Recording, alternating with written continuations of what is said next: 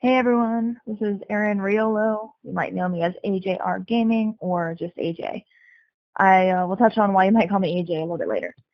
Now, I'm fully deaf. I was born this way. It is confirmed by an audiologist, so I am fully deaf. It's been sign language has been my primary method of communication, and I've used it since I've been little, and that's how I communicate.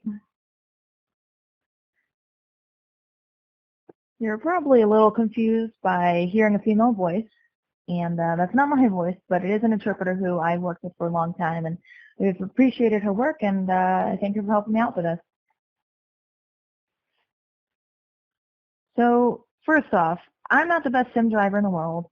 I've played a lot of different driving games since I was young. Uh, driving games can be between actual sim driving games or just normal arcade games. I mean, really the majority of my game collection was all driving related. Now, I don't want to say I have talent because of that, but it definitely helped build my driving skills. Now, I also am a vivid motorsports fan. I watch a ton of racing videos on YouTube. I picked up a lot of tips from that, and I also understand the concepts of how to get faster and all that shit. And those talents are what I've built over the years, and it helps me apply that to iRacing. But anyway, for this video, I'm going to be explaining 3 things that do help me be able to race at a competitive level. Now, of course, in the racing world, shifting is required.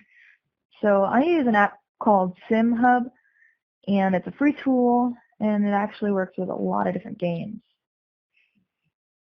So it's pretty great. I use RPM LEDs, the overlay, which is placed on the middle of the screen, and it'll flash when it's time to shift the next gear, as you can see here. So they're flashing.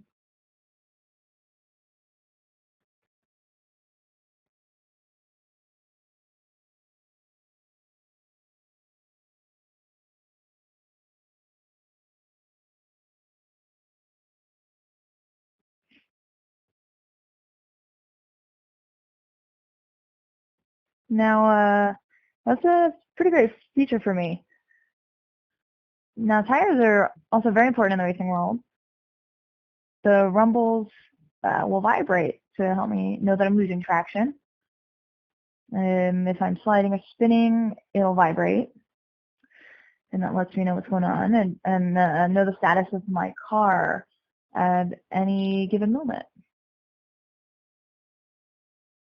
I know some people have suggested to me that I use Butt Kicker, and it sounds like a great tool, but I don't think the pedal and the wheel that I have gives me all the feedback I need, so I didn't think it would be necessary, in my opinion.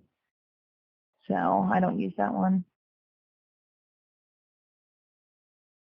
Triple monitors are pretty self-explanatory. As I can't hear the spotter, I have triple monitors that help with my surrounding.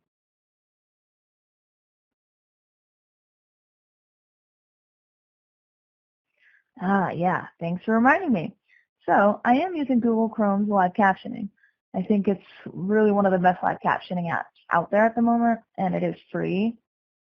It's not perfect, but it does the job pretty well.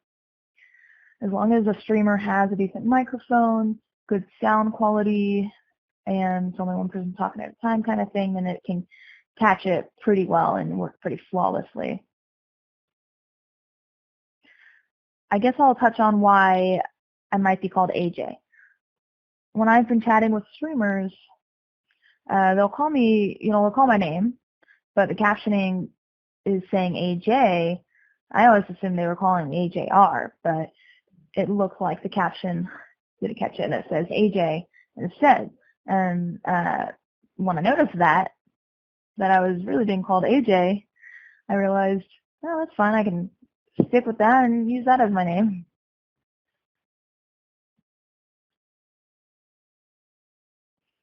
Unfortunately not. The live captioning only works for Google Chrome, so I have to use a different app, which is a web captioner.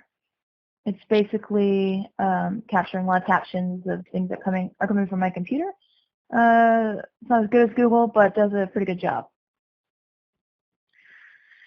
Now, if you're talking to me in one of the races and I'm not responding, doesn't mean I'm ignoring you. It's probably likely that the captioning just didn't capture what you said. No, I'm not sure the best way to close this out.